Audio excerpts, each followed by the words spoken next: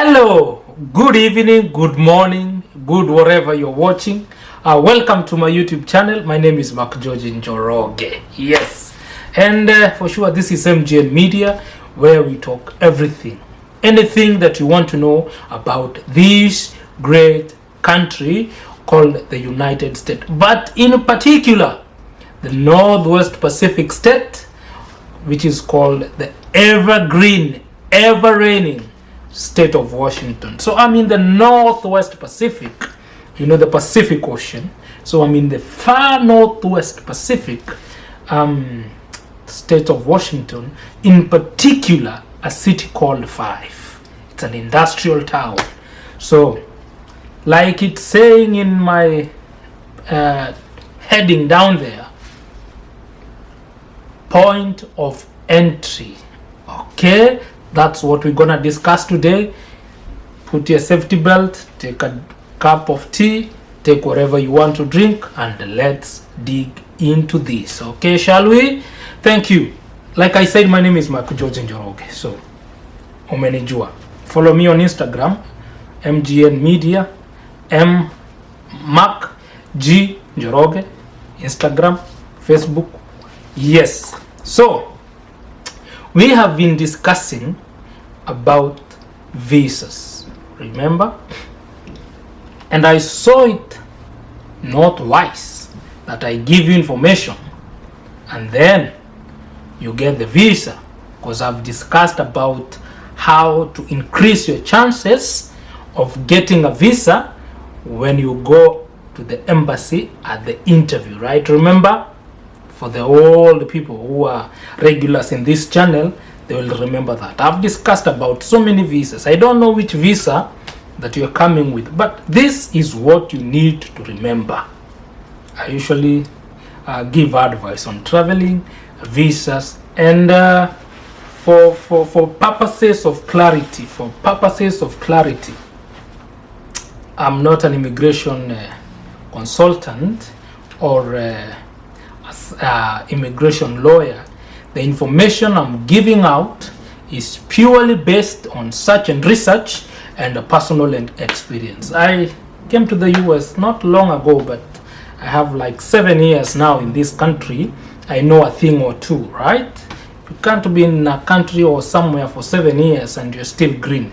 Now I don't consider myself like I'm a mgeni here. I know a thing or two. I can advise you on what to do and what not to do. But all in all, let us stick to the message of today. Point of entry. Now I know you're excited.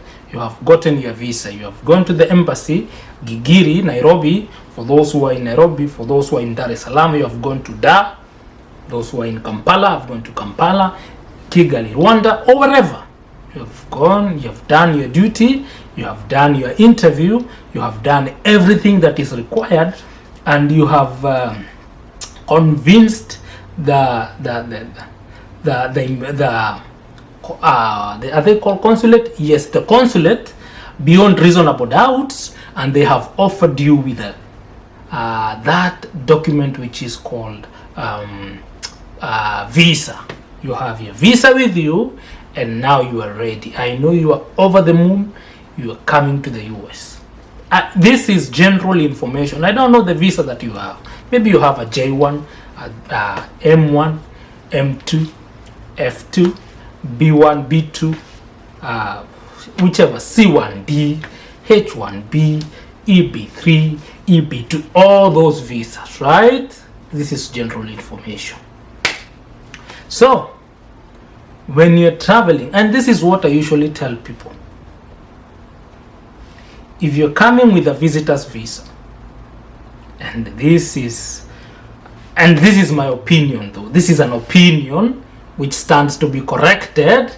It's an opinion that you don't have to tell everybody that you're traveling to the US with a visitor's visa. If it's a green card, it's another thing. But for B1, B2, you need to be careful.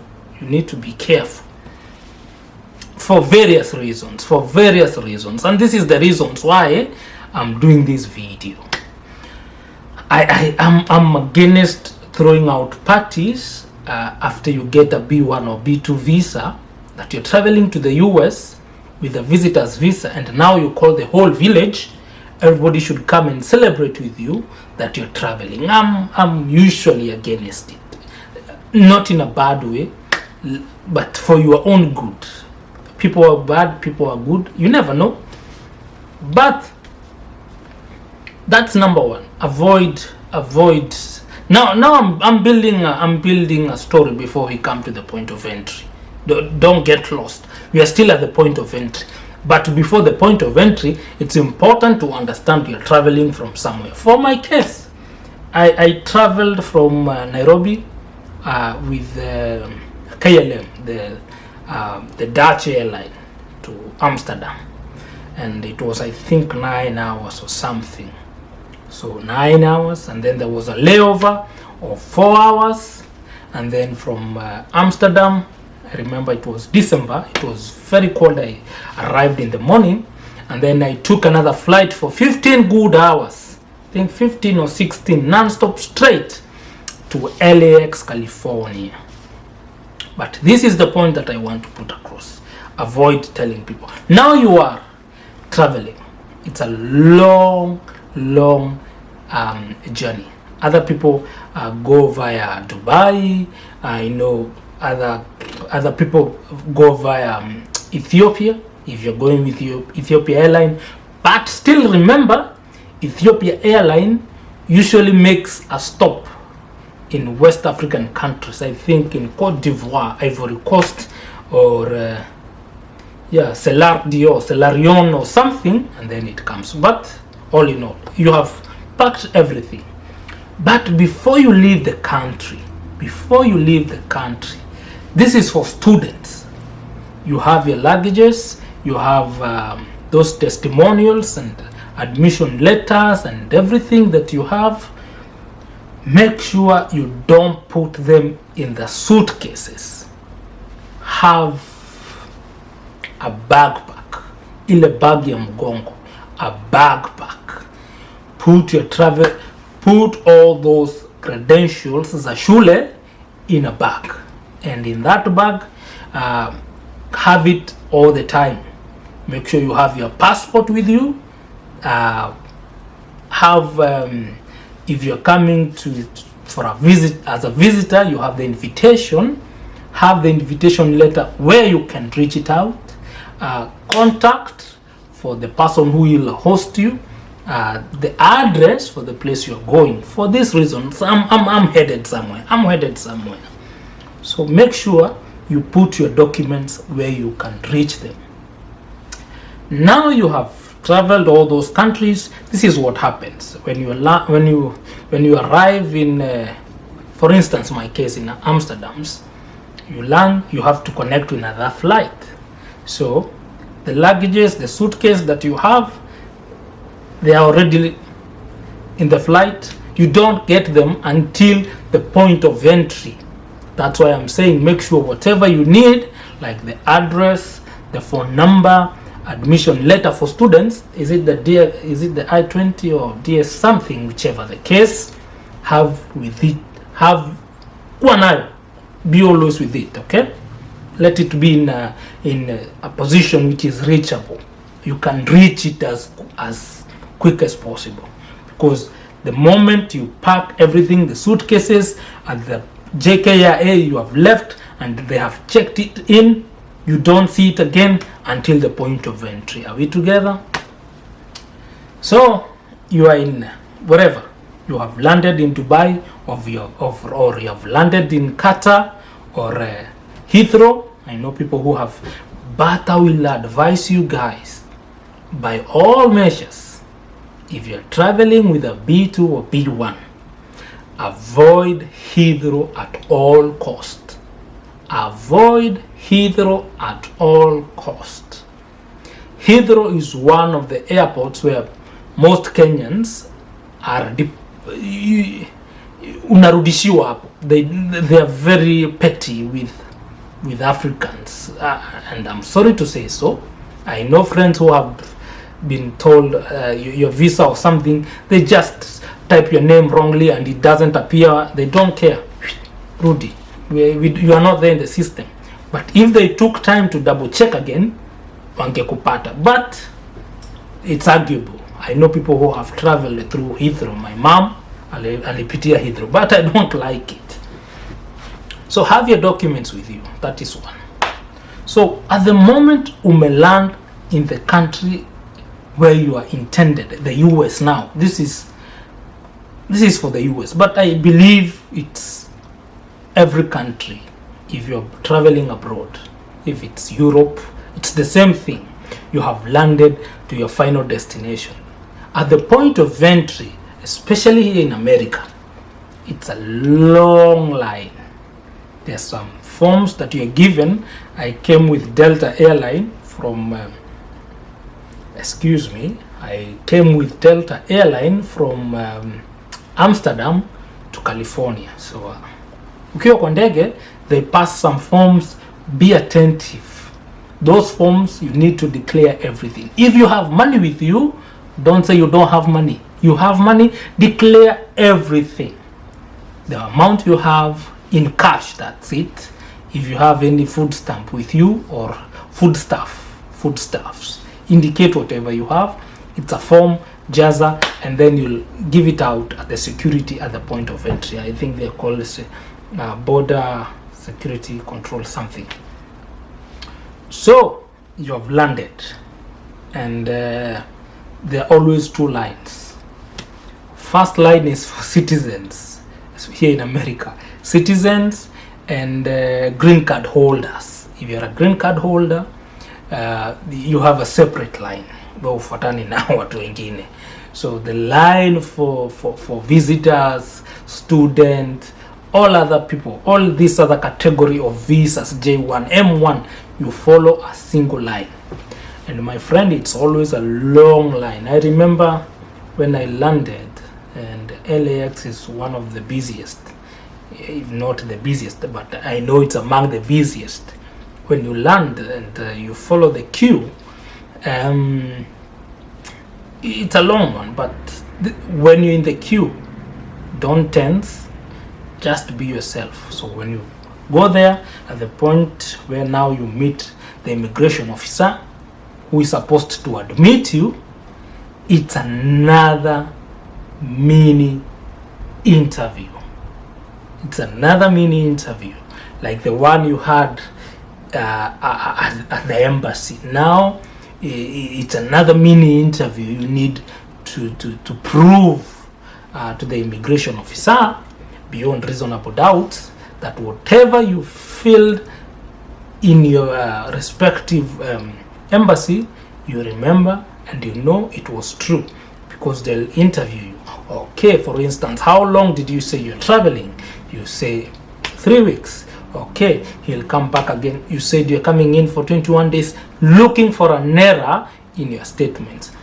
And that's number one. Remember everything that you filled. Number two, and this is tricky, they always ask this question as a detour. Do you have money? Do you have money? All the time, my friend, sema uko na pesa. Allow me to say this in Swahili. Uko na pesa.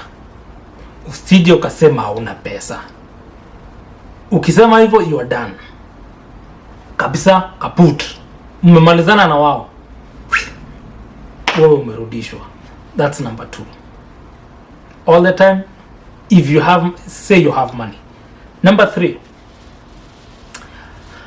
will you work when you're here?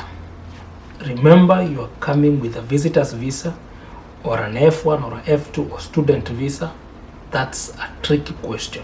Some people, out of you know what I mean, their situations back home, and they want to be genuine, or they have been told, ukienda kule, if you go there, please be honest and be genuine, and you say yes. For sure you won't enter. You and Joshua and the rest, you remember the story in the Bible that there are people who they went with Joshua and Caleb, but they brought a different story, but they did not enter. It's the same thing. You won't enter. I'm not lying to you. If you say you are here to work and your visa is very particular, it's a visitor's visa, you won't enter. Okay, so be careful on those things. So it's a mini interview. Thirdly, like I said, this is where the documents that I said you should have a backpack with you are very important. They'll ask you, where are you going? The address. For sure, you cannot cram those address.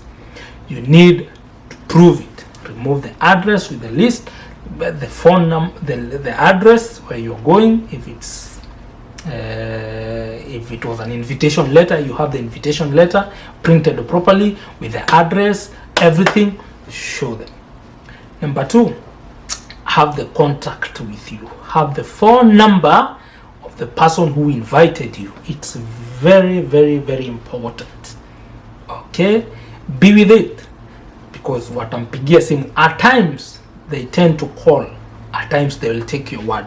If they are not satisfied, if they are not fully satisfied, they'll tell you thank you, but we are not satisfied. Let us call this person. They will call. If that and when you're traveling also, it's important to call the person who invited you and letting them know you are traveling. Let them know every step of your journey. I'm in Amsterdam, I'm in Heathrow, I'm in Dubai, I'm in Frankfurt, I'm in Belgium, name it. I'm in this and this place. I'll have, and it's good nowadays, all the airports have internet. Come with your phone. Always use Wi-Fi at the airport. Remove your phone, go to Wi-Fi, text the person, I'm on my way coming and this is my destination at the moment, I'm here, I'll let you know. Let them keep contact with them. So at the point of entry, those are the things that are very important. You should have your document, have your passport, have if you are a student, have if you are a student also, have the international student relations person's number, because at times they will call them. There's a student who is coming to your school, are you aware? The school will say, yes, we know this person, we know him or her, we admitted him, he's one of us, he's coming. So those are the things that are very important when you're traveling. So I'm coming to a conclusion of this video. I'll be doing another one. If you liked this content, what do you call it? If you liked the video content, please consider subscribing and giving it a thumbs up, liking and sharing as usual. Any question is welcomed on the comment section. My name is Mark Njoroge, and this, as always, is MGN Media from the Northwest Pacific in the United States of America. Thank you and have a blessed one. Adios.